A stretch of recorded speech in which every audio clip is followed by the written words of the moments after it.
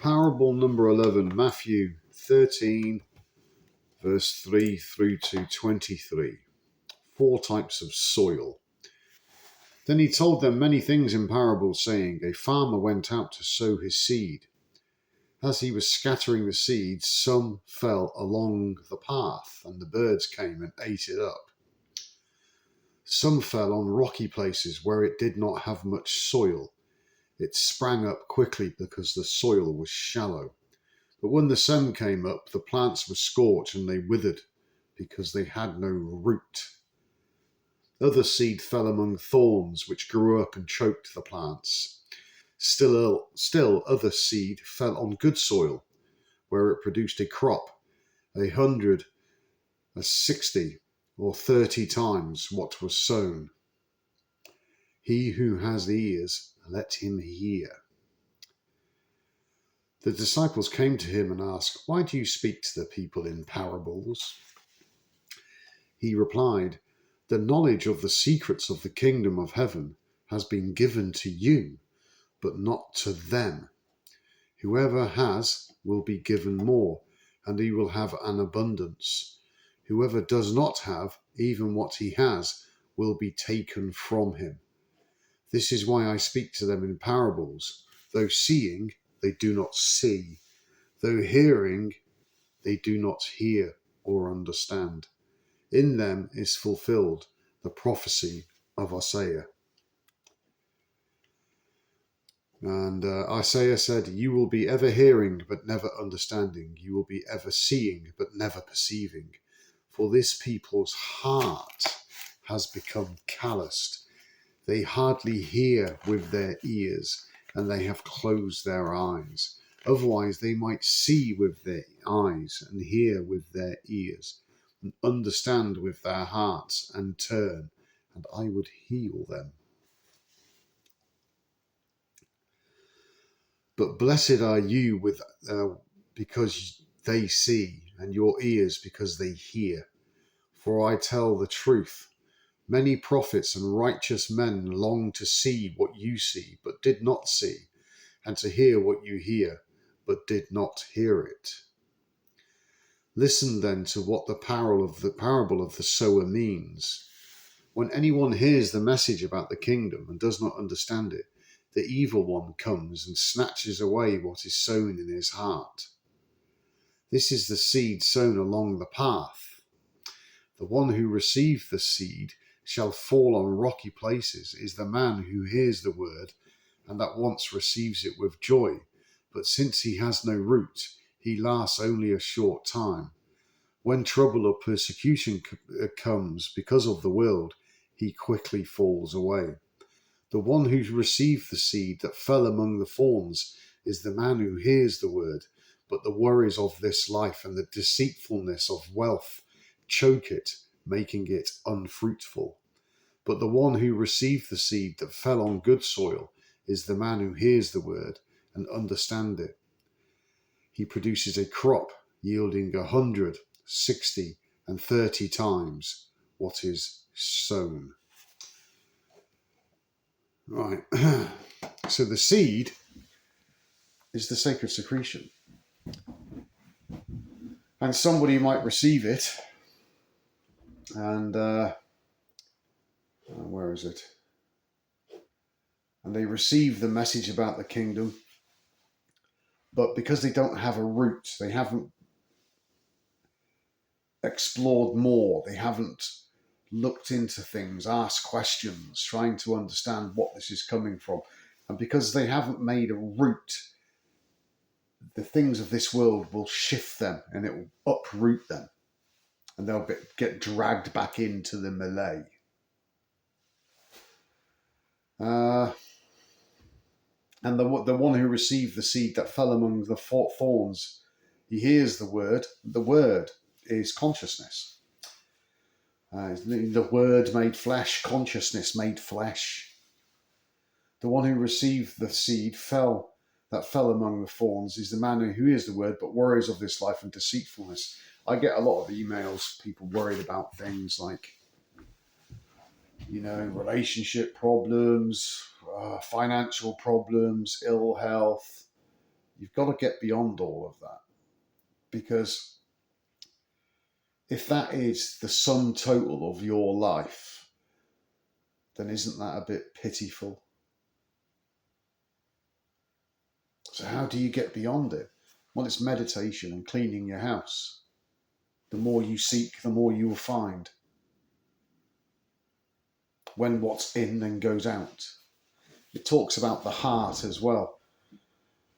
When I'm meditating, I try to have feelings of gratitude or love. And so I try to think, right, what do I love? And it's really difficult because there isn't much. And if there is, then I'm externalizing it.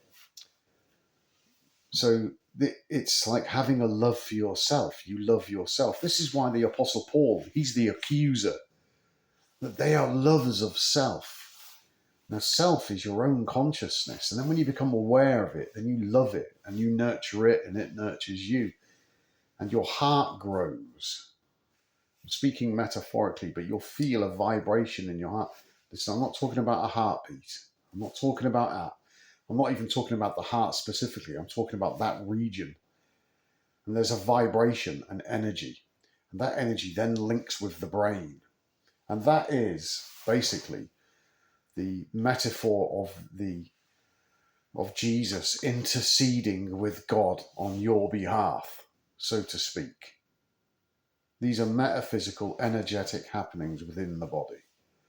But if the heart is calloused, if you go back to when Moses was challenging the Pharaoh, and the Pharaoh is the ego and Moses is the sacred secretion, and God sent Moses, and he's challenging the Pharaoh to release the Israelites, the slaves, and God made the Pharaoh's heart hard. He hardened his heart. Okay, so the Pharaoh is the ego. He's got a hard heart. But yourself, the spirit, doesn't. So you move beyond the ego into self. And then that heart is released. The energy is released. Okay? So it's about when it falls into fertile land. If you're ready to hear this, then you'll see it. But if you're still obsessed with... Let me explain something to you about the evil in this world. It's very fucking necessary.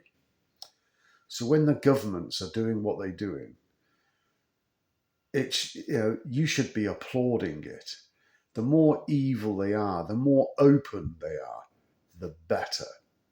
Because they are then literally laying it out for the masses.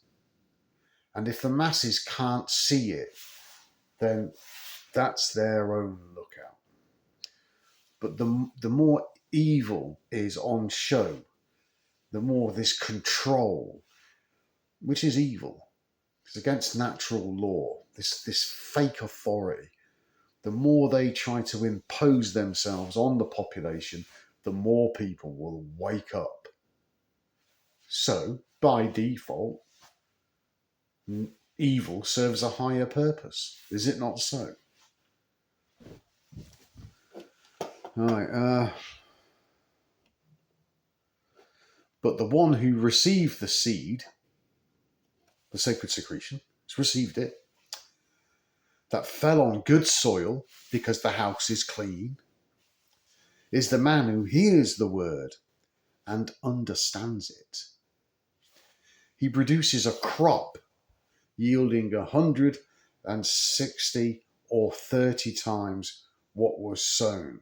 So 163. 1, 7, 8, 9, 10. All right. I would have to look in, I'd have to give that thought. Those numbers always mean something. So he produces a crop. So by virtue of the fact that I'm talking to, at the moment, 700 odd subscribers, how many of you are actually taking this seriously? How many of you want to experience in the seed of your own genesis? To become alive, to be born again.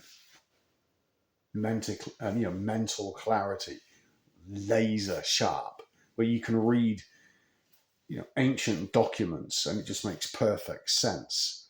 And you don't even have to strain at gnats and swallow camels. You can just breeze through it and go, yeah, I understand that. Whilst all the scholars are poring over every word and every fucking comma, morons. So when the field is ready, the seed will be planted and it will take root. And he produces a crop yielding 163. 160,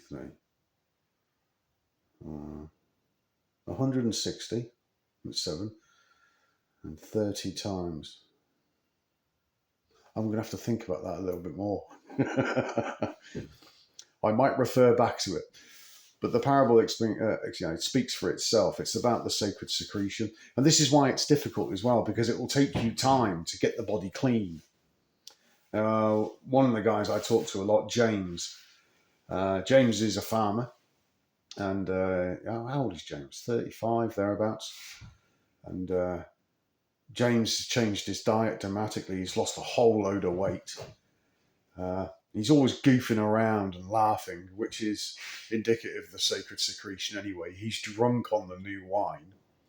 And remember, you don't put new wine into old skins. And James is... he's changed his diet a great deal.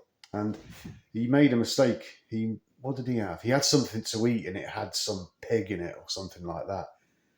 And he was really pissed off about it. Damn, I've got to read these fucking labels. But it's just a simple mistake. And you don't beat yourself up over it. You just learn from it and you be a bit more studious. Okay?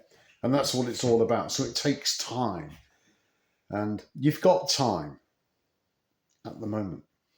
Okay? But I would